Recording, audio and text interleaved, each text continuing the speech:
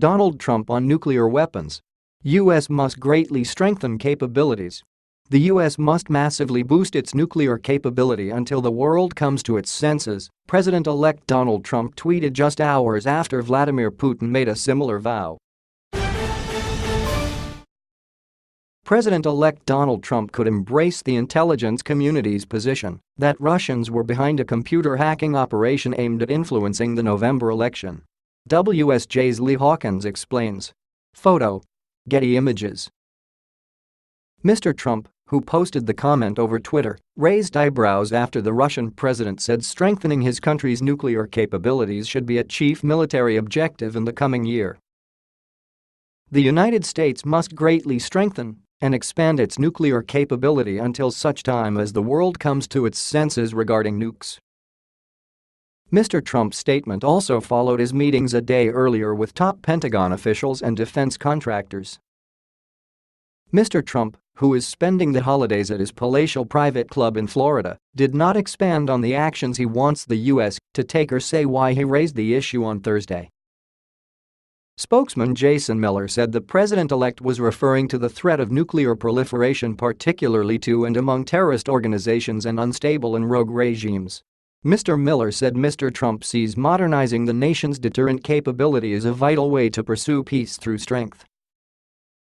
If Mr. Trump were to seek an expansion of the nuclear stockpiles, it would mark a sharp shift in U.S. national security policy. President Barack Obama has made nuclear non-proliferation a centerpiece of his agenda, calling in 2009 for the U.S. to lead efforts to rid the world of nuclear weapons, a goal he acknowledged would not be accomplished quickly or easily. Still, the U.S. has been moving forward on plans to upgrade its aging nuclear arsenal. Reckless tweet. The Pentagon wants to replace or modernize all three legs of its triad, a three-pronged nuclear attack force comprising intercontinental ballistic missiles, ICBMs, submarines and bombers. Experts estimate the cost will hit $1 trillion over the next 30 years.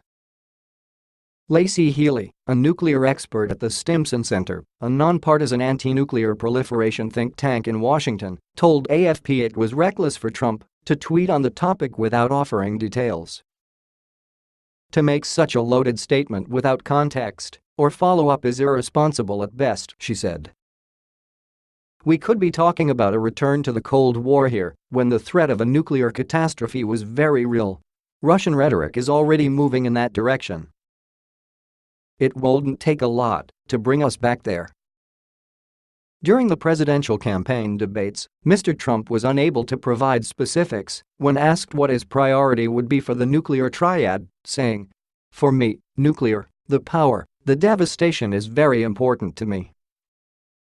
I think we need somebody absolutely that we can trust, who is totally responsible, who really knows what he or she is doing. That is so powerful and so important," he said at the time. Nuclear force. Earlier this year, Defense Secretary Ashton Carter said the Pentagon planned to spend $108 billion over the next 5 years to sustain and improve its nuclear force. The U.S. and Russia hold the vast majority of the world's nuclear weapons. In 2010, the two countries signed the New START treaty capping the number of nuclear warheads and missile launchers each country can possess. The agreement is in effect until 2021 and can be extended for another 5 years. Thomas Caraco, senior fellow at the Center for Strategic and International Studies, said the last comprehensive review of the U.S. nuclear force, which was conducted during Obama's first term, occurred against the backdrop of efforts to reset relations between Washington and Moscow. The relationship has since deteriorated, with Mr. Obama and Mr. Putin clashing over Russia's provocations in Ukraine and support for Syrian President Bashar Assad. We need to candidly assess what the environment is and what the prospects are for Russian compliance with current treaties, Mr. Caraco said. Mr. Trump has repeatedly called for closer relations with Russia and has spoken favorably about his counterpart. Democrats have questioned his ties to the Kremlin, particularly after U.S. intelligence officials assessed that Russia had interfered in the U.S. election on Trump's behalf. Putin addressed his country's nuclear capabilities during an annual year-end meeting of the Russian Defense Ministry. He said Russia should enhance missile complexes that can penetrate existing and future missile defense systems. A US-backed missile shield in Eastern Europe has been another source of tension between Washington and Moscow. Russia argues the system is a threat, while US and NATO officials say it's meant to deter Iran from targeting Europe. The state of the US nuclear arsenal was rarely addressed during the presidential campaign. To the extent it was, Mr. Trump showed faint understanding of its details. During a Republican primary debate, he appeared unfamiliar with the concept of a nuclear triad, the Cold War-era combination of submarines, land-based missiles and strategic bombers for launching nuclear attacks.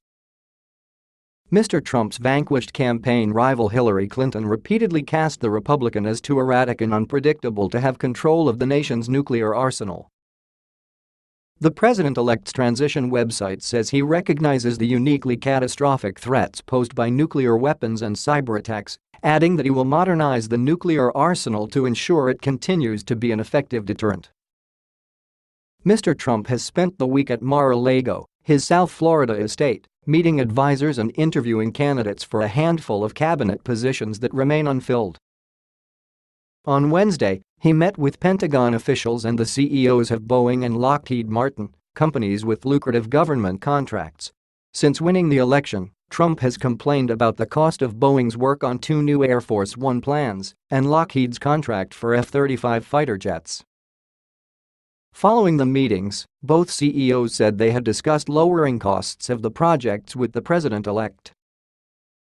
Boeing is one of the companies pursuing a contract for replacing Minuteman missiles in the U.S. nuclear arsenal. Boeing spokesman Todd Blecker would not say whether the contract came up during Trump's meeting with company CEO Dennis Muilenburg. The president-elect was also building up his White House staff, announcing on Thursday that campaign manager Kellyanne Conway would serve as a counselor.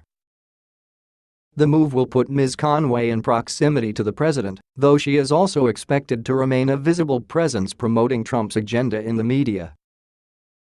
Mr. Trump also announced veteran Republican operatives Sean Spicer as his press secretary and Jason Miller as communications director. Hope Hicks, Trump's long-serving campaign spokeswoman, is also joining the White House in a senior communications position. With staff writers,